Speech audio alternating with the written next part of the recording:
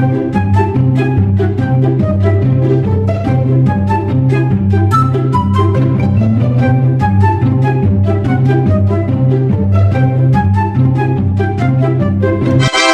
Guys, welcome back to my YouTube channel. পরীক্ষা যাইতে না যাইতে আমার মনে লাগছিল রং, যার কারণে আমার মনে হলো ভণ্ডামি করতে কোথাও যাওয়া দরকার। সো চলো একসাথে ভণ্ডামি করি। তো আজকে আমি যেখানে যাবো সেখানে অনেক সুন্দর সুন্দর রঙের ফুল থাকবে, যার জন্য আমি একটা শাড়ি সিলেক্ট করছি। আর এটা হচ্ছে সেই শাড়ি, আর অবভিয়াসলি এটা আমার মায়ের থেকে ভিক্ষে করা শাড়ি। আর সাথে আমি একটা ব্লাউজও ঠিক করছি। এবার কেউ যদি বলে এই শাড়ির সাথে ব্লাউজের ডিজাইন মেলা না, তার আমি কেলামো, কারণ এটা বাদে আমার কাছে পরার মতো অন্য কিছু নাই গা। সো ফার্স্টে আমরা করব skin care. Helicopter helicopter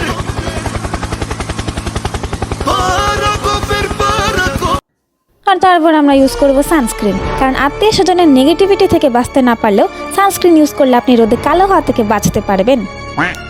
and here is how I look. ওই দিন আমার স্কিনের অবস্থার একদম 12টা বেজে রয়েছিল, যার কারণে আমি ভালো করে মেকআপ করি নাই। আর এগুলো হচ্ছে আমার চুড়ি। চলো সময় নষ্ট না করে ভণ্ডামি করতে যাই। আর ইনি সেই ব্যক্তি যার সাথে মিলে আমি ভণ্ডামি করতে গেছিলাম। আর এখানে কিছু লোক বাইকে করে নিজের অন্ধকার ভবিষ্যতের দিকে ছুটে যাচ্ছিল। আর এখানে একজন ডাব বিক্রেতা রিক্সার মধ্যে নিজের কাস্টমার খোঁজার ব্যর্থ প্রচেষ্টা করছিলেন। আর অটো থেকে নেমেই আমরা বেরিয়ে পড়লাম বিস্তীর্ণ এক মরুভূমিতে। আর তারপর আমরা পৌঁছে গেলাম নিজেদের গন্তব্যে, সেই ফুলের বাগানে। আর এখানে কিছু বুদ্ধিমান লোক বৃষ্টিতে ভেজে ছাতা রোদে শুকোতে দিয়েছিলেন।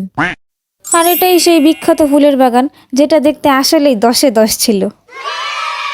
আর এখানে আমি আমার পরীক্ষার রেজাল্ট কয়েকটা বাস দেখতে পেলাম। আর এখানে আমার দিদি ভাই পরকে আপন করার ব্যর্থ প্রচেষ্টা করতে এই আপন স্ট্যান্ডের সামনে দাঁড়িয়েছিল। তারপর আমরা চলে গেলাম বাগানের ভেতরে একটু ছবি তোলার জন্য। আর এখানে আমার দিদি ভাই ক্যামেরার সামনে আসতে খুবই লজ্জা পাইতেছিল। আর এখানে আমরা দেখতে পেলাম একটা ছেলে টঙের উপর বসে নিজের জীবন সঙ্গী খুঁজছিল।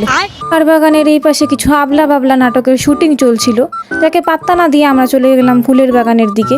আর দেখতে পেলাম ফুলের বাগানটি আসলেই দেখতে অনেক সুন্দর। আর এখানে আমি রাস্তার পাশে বাগান বিলাস দেখতে পেয়ে সেখানে ছবি তোলা শুরু করলাম।